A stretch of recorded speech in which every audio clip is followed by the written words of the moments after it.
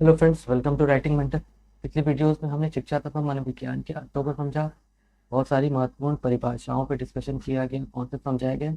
आज मनोविज्ञान के जन्म के बारे में पढ़ते हैं। मनोविज्ञान का जन्म कब और कैसे हुआ। अरस्तु के अनुसार मनोविज्ञान का प्रारंभ दर्शन शास्त्र के अंग के रूप में हुआ, लेकिन धीरे धीरे इसने अपने आप को दर्शन शास्त्र से अलग कर लिया। तो इससे क्या समझ में आता है कि मनोविज्ञान प्रारंभ में दर्शन शास्त्र का एक अंग था, लेकिन धीरे धीरे इसने अपने आप को दर्शन शास्त्र से अलग कर लिया। हरमन एबिंगहॉस का कहना है, मनोविज्ञान का अतीत लंबा तथा इतिहास छोटा है। ये कथन परिभाषाएं भी हैं। परिभाषाओं के तौर पर भी ये प्रश्न आपसे परीक्षाओं में पूछे जा सकते हैं कि किसने कहा कि मनोविज्ञान का प्रारंभ दर्शन शास्त्र के अंग के रूप में हुआ था, लेकिन धीरे धीरे इसने अपने आप को दर्शन शास्त्र से अलग कर लिया। तो आपका आंसर क्या होगा? अरस्तु। अगर आपसे पूछा गया मनोविज्ञान का अतीत लंबा तथा इतिहास छोटा है, ये किस विचारक ने कहा है, तो आप क्या आंसर देंगे? हरमन एबिंगहॉस। चलिए आगे चलते हैं। मनोविज्ञान को अंग्रेजी में क्या कहते हैं? फिलॉसफी शब्द। अंग्रेजी का शब्द ये किसने दिया? 1590 में रोडोल्फ कोइके ने दिया। रोडोल्फ कोइके ने मनोविज्ञान का जो अंग्रेजी शब्द है साइकोलॉजी दिया। विस्तृत व्याख्या प्रचलन में लाने वाले व्यक्ति एम.एफ. लॉन्चे थे। ये भी बहुत महत्वपूर्ण विचारक है। रोडोल्फ कोइके ने क्या दिया? साइकोलॉजी नाम दिया, लेकिन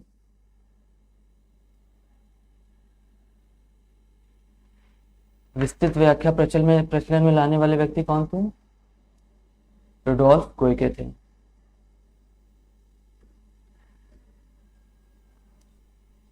सॉरी, 1590 में रोडोल्फ कोइके ने साइकोलॉजी शब्द दिया, लेकिन विस्तृत व्याख्या प्रचलन में लाने वाले व्यक्ति एम.एफ. लॉन्चे थे। एम.एफ. लॉन्चे की एक बहुत ही महत्वपूर्ण पुस्तक है,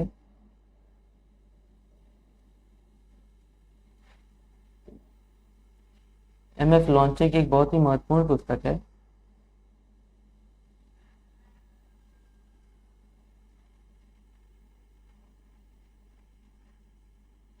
भौतिकतावाद का इतिहास। ये क्वेश्चन के परिप्रेक्ष्य से, ये आपके एग्जाम के वर्ग से बहुत इंपॉर्टेंट प्रश्न है। एक पुस्तक जो कि भौतिकतावाद का इतिहास एम.एफ. लॉन्चे के द्वारा लिखी गई। ये आप नोट्स बनाकर छोटे छोटे नोट्स अपने किताब में लिखते थे, और अगर आप नोट्स नहीं लिख रहे हैं तो मैंने जो चार्ट बनाया इसका अच्छी शॉर्ट आप ले लें। ये आपको रिवाइज करने में भी आसानी होगी, इसीलिए आप रिवाइज कर पाएंगे और कॉन्सेप्ट भी आपको आसानी से याद हो जाएगा। अब साइकोलॉजी का नाम तो पता चल गया किसने दिया, 1590 में रोडोल्फ कोइके ने दिया, और विस्तृत व्याख्या एम.एफ. लॉन्चे के द्वारा कर दी गई। लेकिन साइकोलॉजी का अर्थ कौन बताएगा? अब साइकोलॉजी का अर्थ बताया गया गैरेट के द्वारा। ये एक अन्य विचारक है गैरेट। उन्होंने क्या बताया? साइकोलॉजी का अर्थ बताया। उन्होंने बताया साइकोलॉजी साइकी तथा लोगस दो शब्दों से मिलकर बना है। साइकी का अर्थ होता है आत्मा, लोगस का अर्थ होता है विज्ञान, यानी साइकोलॉजी का अर्थ हुआ आत्मा का विज्ञान। साइकोलॉजी भी एजुकेशन की तरह लैटिन भाषा का शब्द है। जैसा कि आपको पिछली वीडियो में बताया गया, एजुकेशन किस भाषा का शब्द था? लैटिन भाषा का। अंग्रेजी के अधिकतर शब्द की उत्पत्ति किस भाषा से हुई? लैटिन भाषा के शब्दों से हुई। उसी प्रकार साइकोलॉजी शब्द भी लैटिन भाषा से आया है। आपसे अगर एक प्रश्न एग्जाम में प्रश्न पूछा जाता है तो आप इसको गलत करके मत आइएगा। आपको कई बार ये कॉन्सेप्ट बताया जा चुका है कि जितने भी अंग्रेजी के महत्वपूर्ण शब्द हैं उनकी उत्पत्ति लैटिन भाषा से हुई है। अगर कोई और शब्द भी पूछा जाता है कि उसकी उत्पत्ति किस भाषा से हुई है, तो उसका 70 to 80%, 90% तक आंसर लैटिन भाषा ही होने वाला है, क्योंकि अंग्रेजी का अधिकतर शब्दों की उत्पत्ति किस भाषा से हुई है? लैटिन भाषा से हुई है। देखिए, मैंने आपको बताया था ना पिछली बार के, आप जो है शताब्दियों को याद रखिए। तो ये जो आत्मा का विज्ञान कोइके साहब ने बताया, जो विचारक हैं, इन्होंने कब बताया? 16वीं शताब्दी में।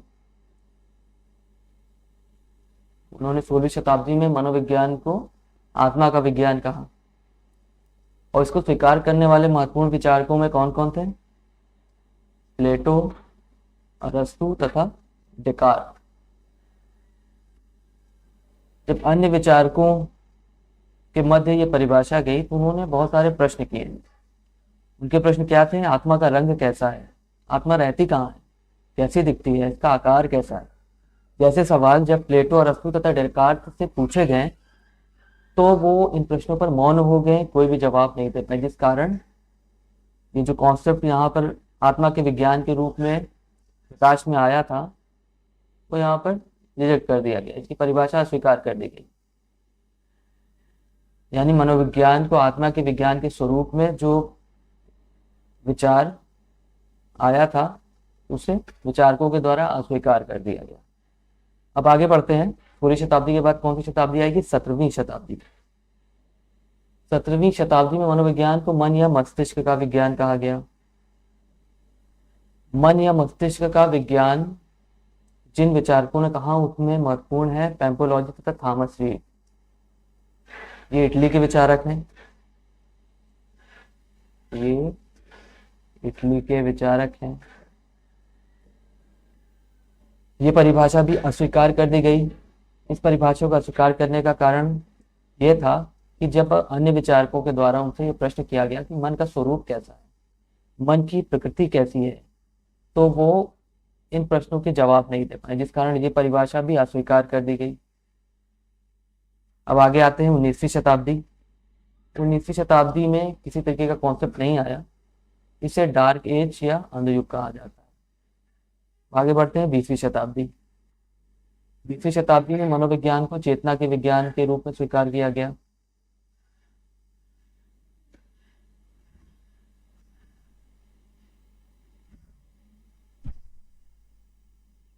चेतना के विज्ञान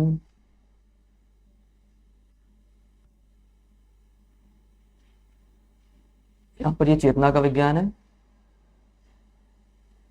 इसको करेक्ट कर देता हूं, आप लोगों को कंफ्यूज नहीं होना है।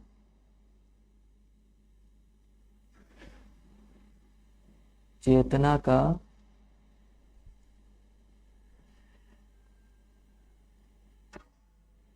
विज्ञान।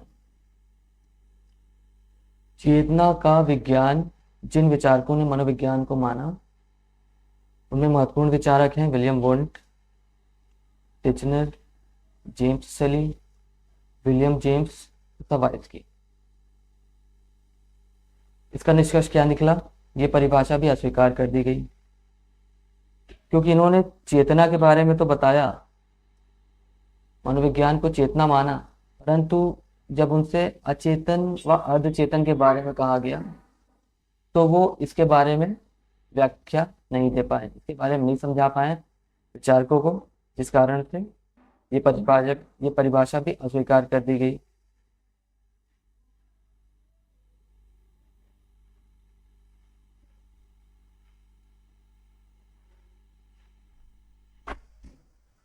ठीक है, ये चीज़ें 2 बार रिपीट हो गई तो आपको कंफ्यूज नहीं होना है।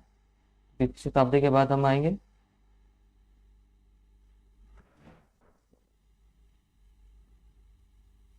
20वीं शताब्दी के बाद, एक मिनट,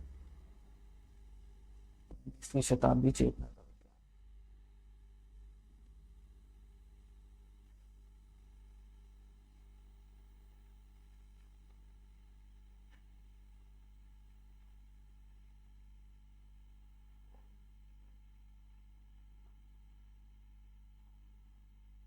ये 20वीं नहीं 21वीं शताब्दी होगा।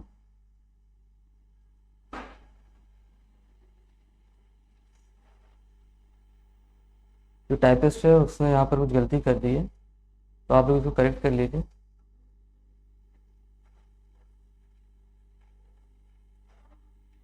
पहले हम लोगों ने यहाँ पर 20वीं शताब्दी देखा, उसके बाद हम आएंगे 21वीं शताब्दी। 21वीं शताब्दी में मनोविज्ञान को व्यवहार के विज्ञान के रूप में स्वीकार किया गया। जितनी भी परिभाषाएं हैं व्यवहार के विज्ञान के संदर्भ में दी गई। मनोविज्ञान को व्यवहार का विज्ञान मानने वालों में महत्वपूर्ण विचारक कौन कौन है? वॉटसन, वुडवर्थ और स्किनर। निष्कर्ष, ये परिभाषा स्वीकार कर ली गई। परिभाषा स्वीकार कर ली गई। क्यों स्वीकार कर ली गई? कि मनोविज्ञान में मनुष्य तथा पशुओं के व्यवहार का अध्ययन किया गया। ये कॉन्सेप्ट सभी विचारकों के द्वारा स्वीकार कर दिया गया।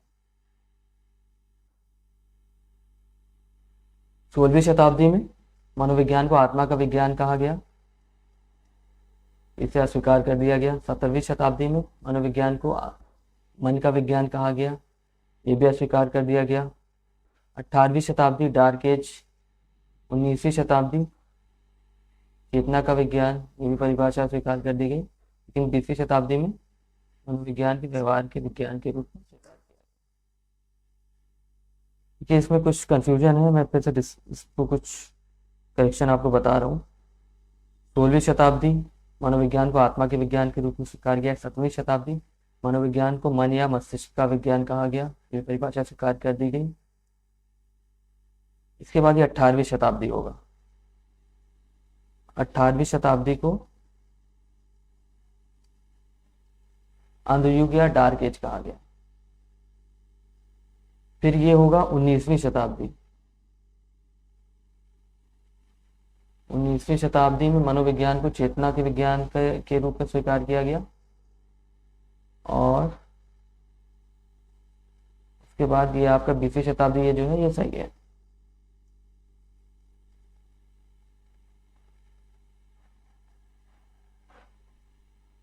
बीसवीं शताब्दी मनोविज्ञान को व्यवहार के रूप में स्वीकार किया गया। कुछ महत्वपूर्ण परिभाषाएं हैं, इस संदर्भ में आप देख लीजिए। ये बहुत ही महत्वपूर्ण परिभाषा है। व्यवहार का निश्चित विज्ञान है, अर्थात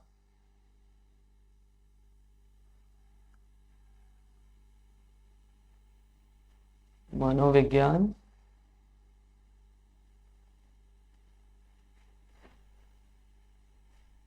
व्यवहार का निश्चित विज्ञान है। ये किस विचारक ने कहा? वॉटसन ने कहा। मनोविज्ञान व्यक्ति की क्रियाओं का वैज्ञानिक अध्ययन है, ये किस विचारक ने कहा? वुडवर्थ ने कहा। मनोविज्ञान सभी परिस्थितियों में प्राणी की प्रक्रियाओं का अध्ययन है, ये किस विचारक ने कहा? स्किनर ने कहा। चलिए एक बार ऊपर से नीचे तक देख लेते हैं, क्योंकि बहुत सारी अभी कंफ्यूजन अभी जो हो गई है वो सारे कंफ्यूजन दूर कर देते हैं। मनोविज्ञान का जन्म अरस्तू ने जो परिभाषा दी उसके अनुसार मनोविज्ञान का प्रारंभ दर्शन शास्त्र के अंग के रूप में हुआ, लेकिन धीरे धीरे इसने अपने आप को दर्शन शास्त्र से अलग कर लिया। हरमन एबिंगहॉस ने जो परिभाषा दी उनके अनुसार मनोविज्ञान का अतीत लंबा तथा इतिहास छोटा है। साइकोलॉजी शब्द ये 1590 में रुडोल्फ कोएके ने दिया, लेकिन विस्तृत व्याख्या एम.एफ. लॉन्चे के द्वारा की गई। एम.एफ. लॉन्चे की एक बहुत ही महत्वपूर्ण पुस्तक है भौतिकवाद का इतिहास। साइकोलॉजी का अर्थ गैरेट ने बताया, ये दो शब्दों से मिलकर बना है, साइकी तथा लोगस। साइकी का अर्थ है आत्मा तथा विज्ञान, साइकोलॉजी लैटिन भाषा का शब्द है। 16वीं शताब्दी में मनोविज्ञान को आत्मा का विज्ञान के रूप में स्वीकार किया गया। इन आत्मा के विज्ञान के रूप में मानने वाले जो विचारक हैं प्लेटो, अरस्तू तथा डेकार्ट हैं। परिभाषा स्वीकार कर दी गई। कारण ये था कि आत्मा का रंग, आत्मा का स्वरूप, आत्मा का आकार जैसे सवालों का जवाब प्लेटो तथा अरस्तू तथा डेकार्ट नहीं दे पाए, जिस कारण ये परिभाषा स्वीकार कर दी गई। 7वीं शताब्दी में मनोविज्ञान को मन का विज्ञान कहा गया।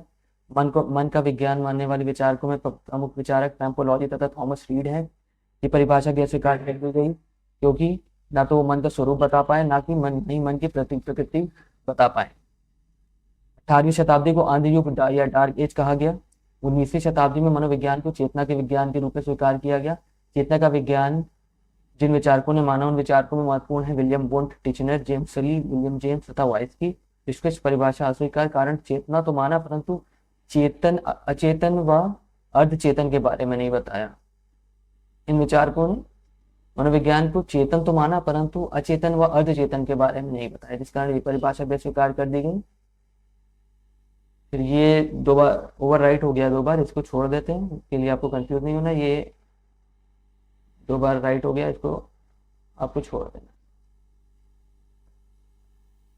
19वीं शताब्दी के बाद हम लोग कहाँ आएंगे? 20वीं शताब्दी में।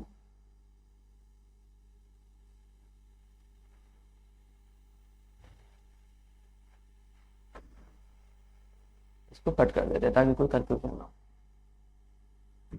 20वीं शताब्दी में मनोविज्ञान को व्यवहार के विज्ञान के रूप में स्वीकार किया गया। मनोविज्ञान को व्यवहार के विज्ञान के रूप में मानने वाले महत्वपूर्ण विचारक हैं वॉटसन, वुडवर्थ तथा स्किनर। निष्कर्ष ये परिभाषा स्वीकार कर ली गई, क्योंकि उन्होंने जो अध्ययन किया उसमें मनोविज्ञान में मनुष्य तथा पशु के व्यवहार का अध्ययन किया गया, और इस परिभाषा ने, इस कॉन्सेप्ट ने सभी विचारकों को संतुष्ट किया, इस कारण ये परिभाषा स्वीकार्य हो गई। यहाँ शॉर्ट में भी लिखा हुआ है 16वीं शताब्दी में मनोविज्ञान को आत्मा का विज्ञान कहा गया, जिसे अस्वीकार कर दिया गया। 17वीं शताब्दी में मन का विज्ञान कहा गया मनोविज्ञान को, ये परिभाषा भी स्वीकार कर ली थी। 18वीं शताब्दी डार्क एज है, इसमें कोई कॉन्सेप्ट नहीं है। 19वीं शताब्दी में चेतना का विज्ञान कहा गया, ये परिभाषा भी स्वीकार कर ली गई। 20वीं शताब्दी में मनोविज्ञान को व्यवहार का विज्ञान कहा गया, ये परिभाषा स्वीकार कर ली गई। महत्वपूर्ण परिभाषाएं हैं 2-3 यहाँ पर मैंने दिया है। हर वीडियो में 2-4 परिभाषाएं दूंगा, जिससे आपको परिभाषाएं भी याद हो जाएंगी, आपको प्रश्न गलत करके नहीं आएगा। मनोविज्ञान व्यवहार का निश्चित विज्ञान है, ये वॉटसन के द्वारा कहा गया, परिभाषा वॉटसन की है। दूसरी परिभाषा वुडवर्थ के द्वारा दी गई, मनोविज्ञान व्यक्ति की क्रियाओं का वैज्ञानिक अध्ययन है। तीसरी परिभाषा स्किनर के द्वारा दी गई, उनकी जो परिभाषा है वो इस प्रकार है, मनोविज्ञान सभी परिस्थितियों में प्राणी की क्रियाओं का अध्ययन। इस वीडियो में इतना ही। मेरे चैनल पर बने रहें, मेरे चैनल को सब्सक्राइब कर लें, नोटिफिकेशन बटन दबा दें, जैसे ही नई वीडियो अपलोड किए जाएंगे आपको नोटिफिकेशन मिल जाएगा। और किसी भी कॉन्सेप्ट को समझने में आपको कोई कन्फ्यूजन हो तो आप मुझे कमेंट बॉक्स में कमेंट करके पूछ सकते हैं। इसके अलावा अगर आप चाहते हैं मैं किसी नए कॉन्सेप्ट पर वीडियो बनाऊँ तो आप कमेंट करके मुझे बताएं।